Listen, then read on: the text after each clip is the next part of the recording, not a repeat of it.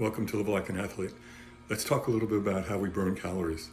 60% of the calories that you burn are your basal metabolic rate, your resting metabolic rate. That's your muscles, your bones, your fat, and your heart and lung function. 30% is the thermic effect of activity. So, during this pandemic, like walking from your kitchen to the bedroom or working out. And then 10% of the calories you burn is the thermic effect of food, meaning when you eat, you're actually burning calories to assimilate that food into your system. So let's talk about the basal metabolic rate.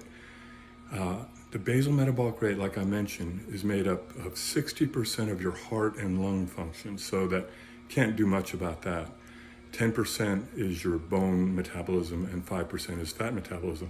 But 25% of your basal metabolic rate is how much muscle you have. So the more muscle you have, the more calories your body burns at rest. In 1989, I did the bicycle race across America, starting with my back wheel in the Pacific, finishing with my front wheel in the Atlantic.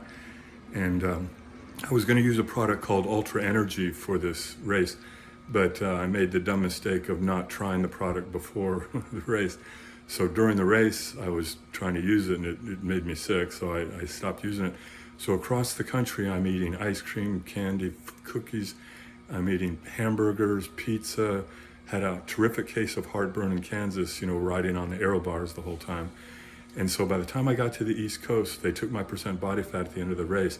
I actually gained fat riding 22 hours a day for 10 days, sleeping only 2 hours a night. I gained body fat. So when you think that exercise is the best way to lose body fat, think again. Thanks for joining us for Live Like an Athlete. See you next week.